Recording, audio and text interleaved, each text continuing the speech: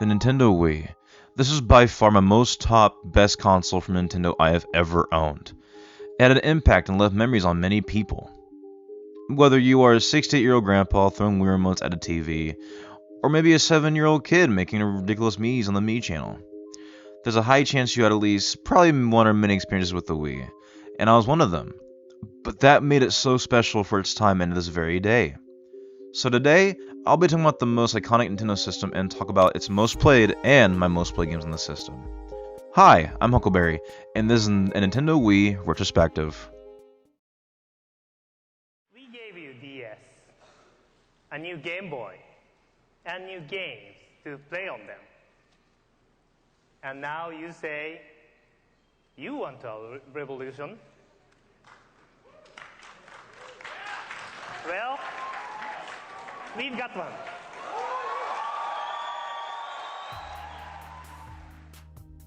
When Mr. Iwata simply pulled out of a new Nintendo console right out of his jacket, everyone was so thrilled for the new Nintendo console, and it's one of the most iconic moments at E3, then known as the Revolution. Mr. Iwata really wanted Nintendo's next console to have a much wider appeal to the 7th generation of gaming. While the Nintendo GameCube did have a span of its contemporaries in its library, featuring milestone games in a super abundance of genres, it unfortunately failed to hold attention of third-party publishers of numerous reasons, such as the console's launch box design, its dearth of multimedia features like the DVD playback, and barely any online functionality on the damn thing.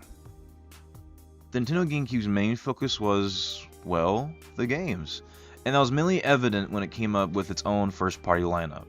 The experiences the GameCube did deliver were consistently uncommon.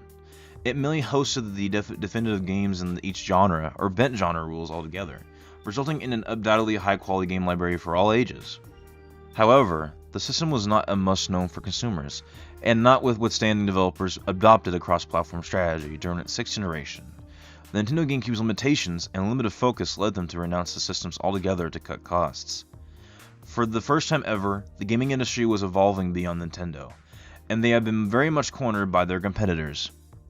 On May 31st, 2002, Hiroshi Yamauchi retired as a president of Nintendo, after over 50 years in office. He was succeeded by Satoru Iwata, or Mr. Iwata, who lived and loved video games, which work history was unusual for a corporate president. While Mr. Yamauchi didn't even play video games himself, Mr. Iwata came from a work history of video game development and passion for the media. Before joining the board of video game directors of Nintendo, he made a name for himself at HuckleBerry, working on video games like Kirby, Earthbound, and Super Smash Bros. Under his direction, HuckleBerry managed to find balance and develop a very close relationship with Nintendo, guaranteeing the company's future. As a person, Mr. Iwata felt like he represented the fun substance of Nintendo, and how he introduced himself and in how he spoke about video games and the gaming industry at large. And he wants to share his love and passion for video games to the world, that drove the development of Nintendo's next big home console.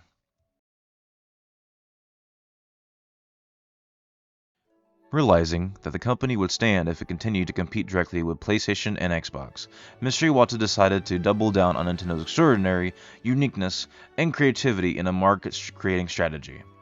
Mr. Iwata wanted the company to open a new chapter and create a whole new community, rendering the competition irrelevant to their success. He wanted the console to appeal to non-gamers, parents, and grandparents, pretty much anyone that would not typically be targeted by a video game company. After numerous prototypes, the Wii and its controller called the Wii Remote were created. It may seem very ridiculous now to think that people were lining up to buy a Wii at launch, but trust me, when I say that almost everyone that experienced those controls, they seemed like such a unique concept at the time. And finally, the future has arrived.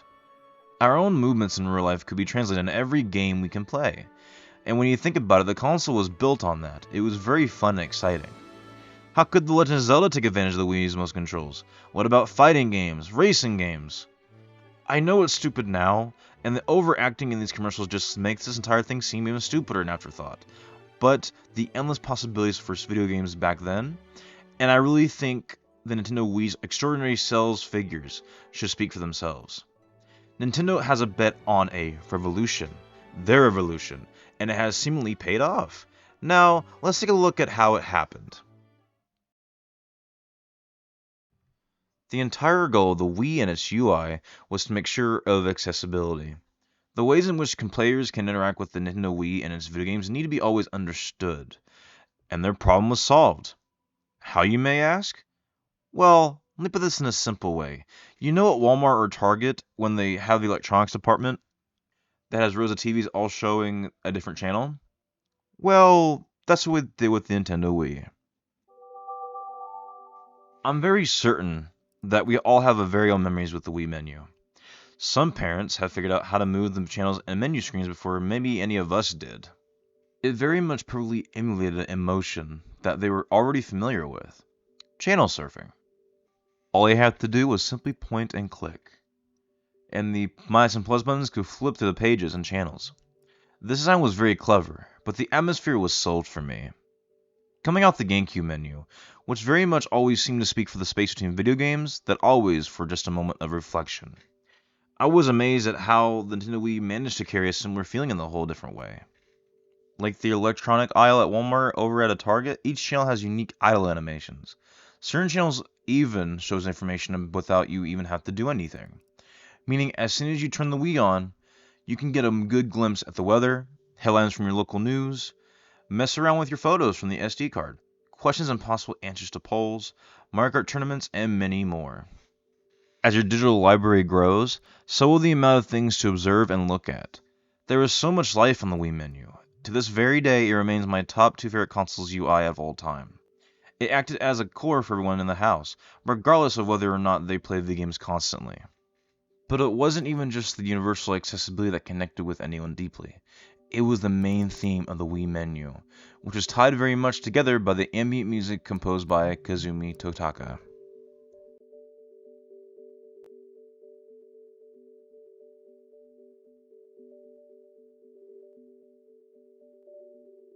The quickness and seemingly random nature of the notes in this song are also soft and very calming, and it merges the Nintendo Wii menu's incessant amount of information very beautifully. There's a quaint clarity to the Wii menu in respect, and I can remember the moments where I would very much just flip through the Nintendo Wii channels, scroll through the messages. If not, I would just stare at the idle activity without even clicking on anything, and just taking it all in. Whew, since we got that out of the way, let's talk about the games that made the Wii so special. Now, with the games, well, I wish there was someone that can join me in the fun and talk about the Wii games. Oh, I know.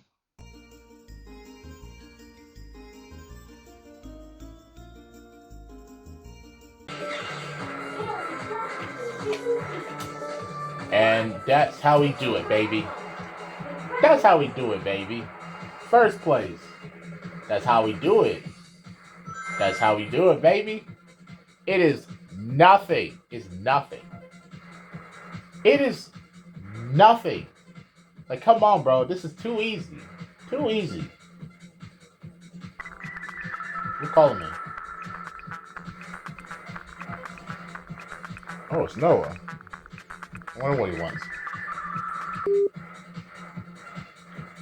Much mosh. Hey Josh, I was thinking you want to join me on Retrospective. It's about the Nintendo Wii. Oh, really? I mean, shit, I'm down, so. I'm down. Alright, let's get started then, shall we? So Josh, since you are the guest of this Retrospective, what game did you play when you were a kid on the Wii? When I was a child, the Wii was a gift for me on Christmas. I hooked it up in the living room, turned it on, and got ready to play. The first game I played was Wii Sports. Tennis, perfect. Baseball, incredible. Golfing, magnificent. Boxing, amazing. And bowling, it was revolutionary. Me and my family treated bowling as a tournament.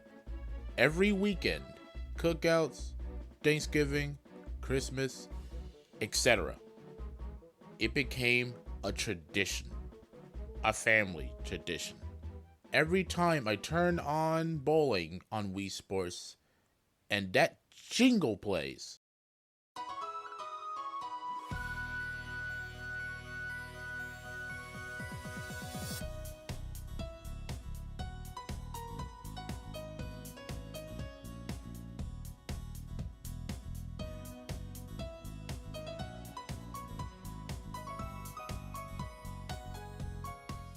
Everyone in the house ran to the living room. It was the greatest experience of my life. I love all the sports. Boxing was my game, my punch out. This sport made me feel like Ippo from Hajime no Ippo. Round after round, I'm knocking their teeth in. My coach, Matt, would be so proud. Until one day, he was my opponent. Memes may be funny, but those memes were a warning. A message to everyone on the internet. If you face him, he will spill your blood, sweat, and tears all over the ring. He's no prime Mike Tyson, especially in the OG Punch-Out. I'm fighting against Yujiro Hanma. That man was my worst enemy. Round after round, I lost. And I watched my points decrease. I could never beat this man. But what Matt doesn't know, however, I have the iron will to never give up. Like Goku, I pushed myself harder and gone further beyond. I practiced and fought for this moment. Matt is brutal and efficient, and so am I. Matt is my Sagat and I'm his Ryu. After all the training I've done, after all those rounds, I finally got the chance to land the final blow. I won the fight. It was a fight I will never forget. That was my experience with Wii Sports. Next, Wii Sports Resort.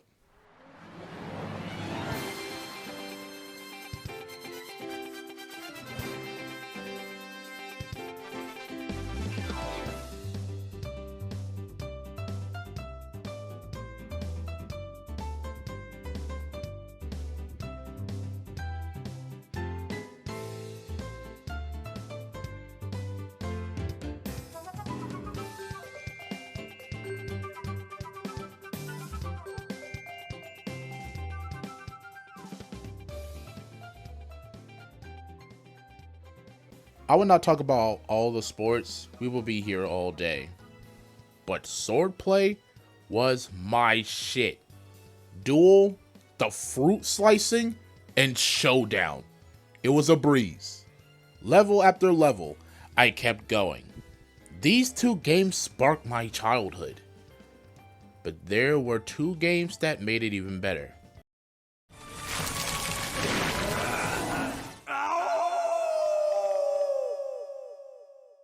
Sonic Unleashed got me into being a Sonic fan, and I will make a video about it one day.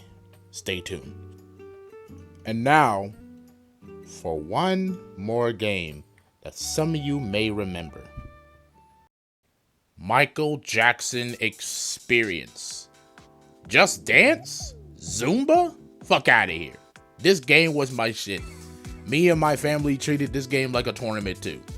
Me and Mama worked our way to get all 5 stars. Speed Demon, Money, Thriller, Beat It, Never Cared About Us, Day and Night, phenomenal. But Ghost? Oh nah. You better work your ass off. Literally the best song in the game. This game made me love Michael Jackson. May he rest in peace. Before I give the mic back to Noah, I'll mention 2 more games and eventually we'll make a video about them too. Sonic and the Black Knight and Sonic and the Secret Rings. I don't care what anyone says about these games. They are peak. With that, that's all I gotta say. Anyways, Noah, I gotta call you back. I'm gonna go back to playing Sonic Riders on my Wii. You know what I'm saying? I'll call you back. See you, bro. Now, let's go back with it, baby. Let's do this. Let's try it again. Let's go, baby. Thanks, Josh. Means a lot. I wonder if any of my friends are also down for talking about the Nintendo Wii. I got it.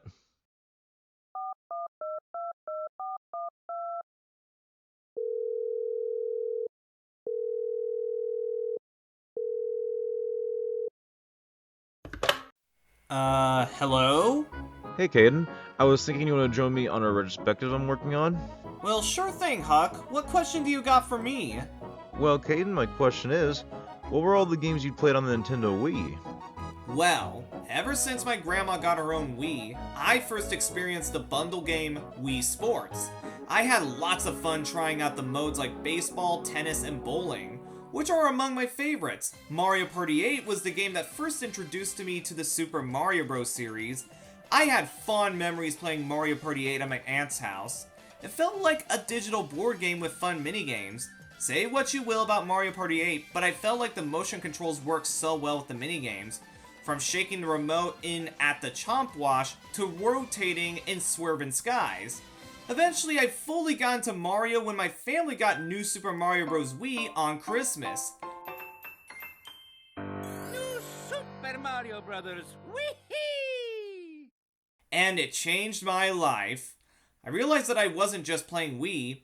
It felt like I'm in the journey, the action, and the life inside the story. That's what made Wii so special to gamers and non-gamers alike. Wow, that's the best description of the Wii. Nice, Kayden. Thank you for coming.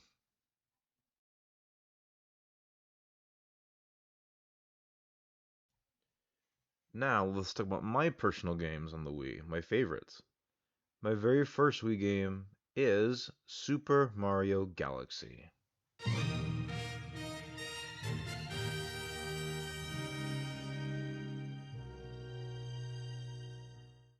Super Mario Galaxy is one of my favorite games on the Wii.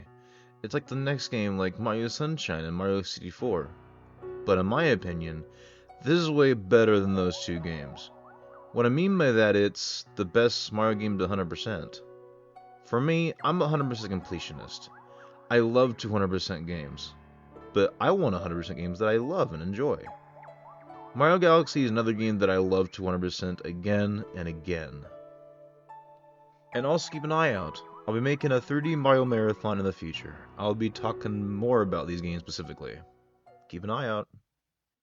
Now, if we're talking about racing games, I had to say that Mario Kart Wii was another favorite game of mine for kart racing games specifically.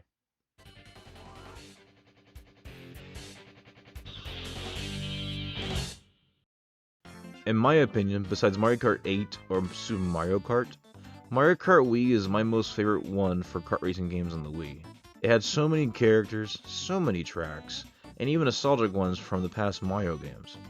This game made me grind for more time trials and unlock more characters. I'll definitely do a Mario Kart series in the future. Maybe. When the Wii was announced and had some few trailers of some series coming back or new titles, there's one game that has always got me hooked in the series, and that is Super Smash Bros. Brawl. This game was announced in E3 2005, and everyone was so excited for the new installment of the Smash Bros. Series. There were some characters that me and everybody didn't expect to be part of the roster, like Solid Snake from Metal Gear Solid. We also got Sonic, and two characters that were pretty cool and really interesting. We got Jigglypuff and Toon Link. There was also a website called Super Mario Bros. Dojo. It's still a website to this very day that will update on Japan's time zone, and will update some characters we're going to be in the roster, or coming back in the roster. And also the stages that were new and remade from the other Smash Bros. Games. But how I knew about it was when I was 5 years old, me and my dad visited my uncle's house.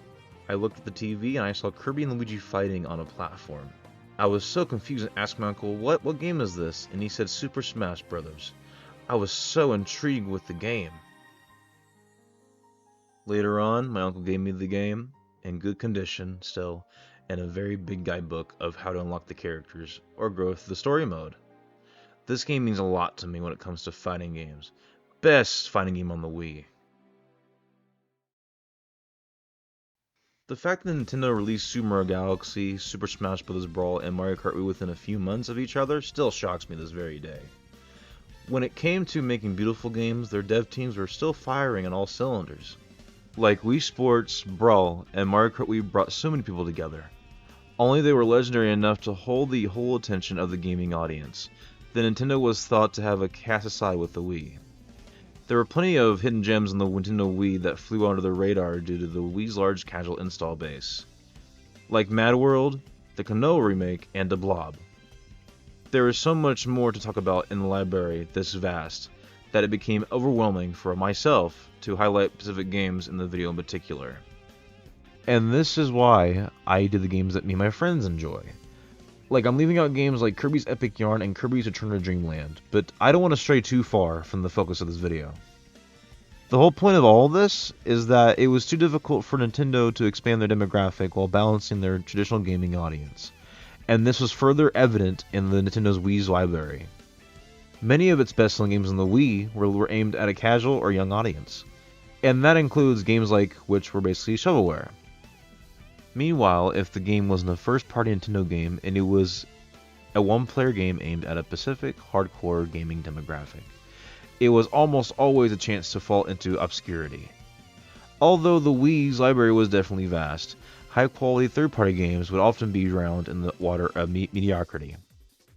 The Nintendo Wii was easy to develop for its casual audience was sizable, and publishers took full advantage of that stuff. The Wii's focus on motion control also ended up being self-defeating. Most of the Nintendo Wii's acclaimed hits were selective about how much the motion controls they used. And while it was entirely true that Wii Sports' motion controls pretty much introduced many new people to the interactive medium, and they're pretty much the marvel of game design, the insistence the Nintendo Wii games using motion controls drove so many players away from the otherwise fantastic games, and also endured that some players couldn't play. Players with disabilities have legitimate reasons for not being able to use the Nintendo Wii Remote or motion controls, preventing them from enjoying a love in certain games on the Wii to the fullest. For mostly a video games console that attempted to have such a broad appeal, all of this is tragically ironic. The Nintendo Wii had many problems of its own that had to do with motion controls and so much more to do with the hardware limitation and oversights. For one thing, most of the online multiplayer games had awful connectivity issues, even with the Infinite adapter. Super Smash Bros. Brawl lagged too much. String games like Mario Kart Wii and Mario Strikers Charge fared better.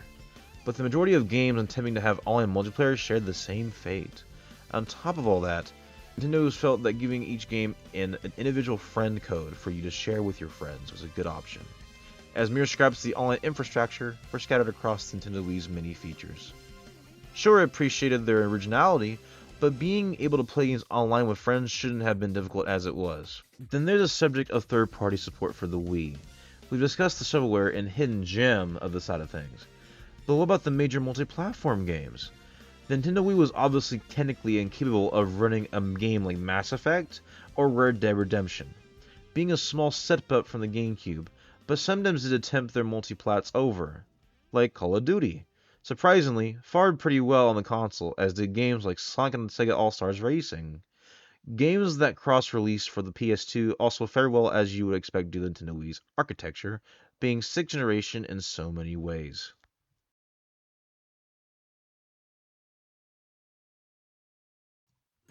Many of the ports lacked some features, like LEGO Star Wars didn't have any online multiplayer. Then there are games that end up being completely different from their other versions because the Wii couldn't run them, but the publisher still wanted the Wii version out the door. For example, Star Wars The Force Unleashed and Sonic Unleashed first come to mind here. This is very often confusing for parents that want to purchase these games that are promoted only for their kids to discover that they are nothing they've been seeing trailers for. Companies would try to communicate this, but it was still pretty damn rough. Nintendo set themselves back to generation technologically with the Nintendo Wii, and the effects of that were felt through the Wii U's life, and into the Switch era. And then there were the issues with the WiiWare games. Although I loved and adored the Wii Shop channel, the WiiWare program wasn't handled flawlessly. WiiWare enabled both AAA and independent devs to release their games digitally on the store, and it hosts some great games. So many great games that, if they weren't made available on another platform, are now lost in time. That said, the WiiWare had some problematic restrictions. Nintendo refused to budge on the 40 MB file size limitation. Despite the fact that you could expand the Wii storage with an SD card, this led to the Wii versions, for example, Super Meat Boy and Sonic 4 Episode 2 being cancelled. On top of that, the service allegedly had even worse restrictions imposed on devs wanting to release their games. According to devs behind Retro City Rampage and Baldur's Gate Enhanced Edition, Nintendo required a certification process that could last up to 9 months, and the games had to sell at least 6,000 copies before any type of payment would be received from Nintendo. This is basically done to ensure that low-quality games don't overflood the service, but it ended up being a hindrance to most devs. It's kind of very scummy. I'm sure the situation is very complicated, but I'm not a really big fan of that. Despite the criticism of the Nintendo Wii mounting, Nintendo doubled down on their focus, resulting in one of the most embarrassing E3 conferences in history. Nintendo's E3 2008 conferences lives in a disgrace. It kind of leans so heavily into the Nintendo Wii success with the casual market. For the Nintendo Wii, balance board or the Wii Fit board and other accessories had a huge focus. If there's anything to take away from my experience revisiting the Wii and my friends as well, I believe there's one thing remains true today. The Wii was a very, very social console. From its roots as a central hub for family gathering, for cookouts, Thanksgiving, or Christmas, to its simple learning process and innovation in Wii Sports and Wii Sports Resort, dancing to Michael Jackson, The Experience, to the multiplayer mayhem and memories we share with Mario Party 8, Super Smash Bros. Brawl, and Mario Kart Wii. The Nintendo Wii was designed to bring people together no matter their background. To that end, I believe the Wii pretty much succeeded, thanks to Satoru Iwata and for realizing his very own vision. It's very much unfortunate that its best games were forced to grab with its unorthodox default control scheme, and its hardware limitations prevented it from having a very more stable life cycle. Mr. Iwata committed his own vision for the Nintendo Wii despite the scrutiny it ended up facing. While his vision did seem to be realized initially, unforeseen consequences ended up putting the Nintendo Wii in hot water. That and many elements of the maturing video game industry rendered it obsolete. But still, he gave it a shot despite not even knowing what the future held. And his efforts left for their very own impact. For every wise and poor decision he made as the president of Nintendo, he stood for change. And for that I will always, and many gamers will always, respect him.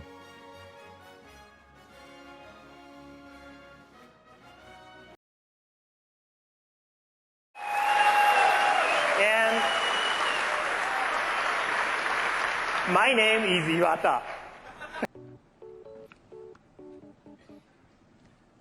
On my business card, I am a corporate president. In my mind, I am a game developer. But in my heart, I am a gamer.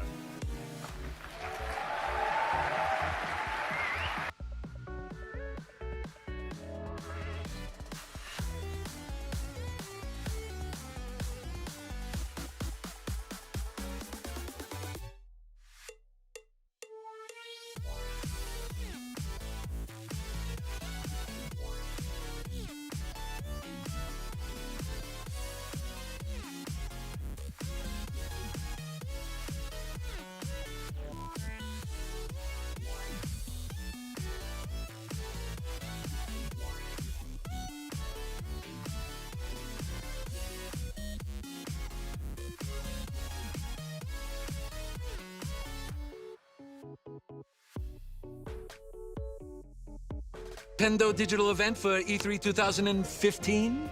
Okay, thank you. I will head directly to the stage.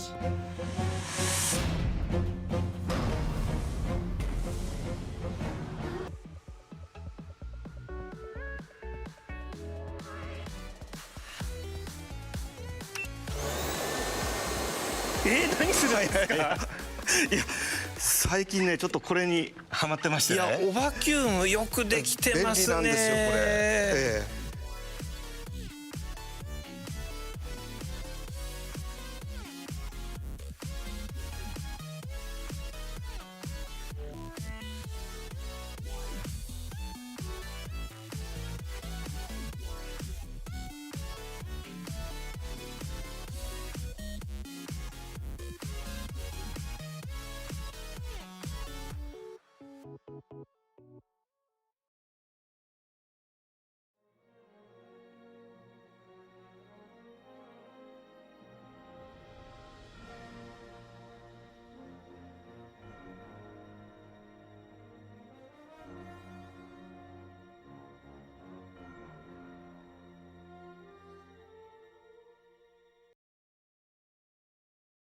I wonder what's next.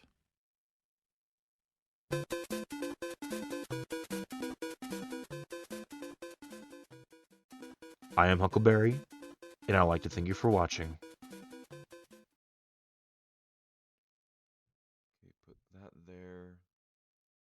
Drag it all the way over here. Huh?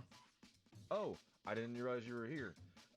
Thank you so much for watching this video. It took over for me half the summer to get this done. So I hope it was worth the wait, and I appreciate all of you. Thank you. But for this outro, I like to thank 2 people, and a bonus one for being part of this journey with me. Mostly it's going to be Josh and Kayden. They have been most good supporters of mine throughout this video and making the video, so I'll put it in the link in the description below for their both channels and socials, so you guys can follow them and also subscribe to them. And but 2 more important shoutouts is most of my friends for supporting me and watching me edit this video for over about half a month, maybe a few. And lastly is you guys. Thank you guys so much for watching and also for supporting me all these years. I'm glad to make this to happen in reality, so thank you guys so much. Anyways, I'm gonna go. Peace out, guys. Take care.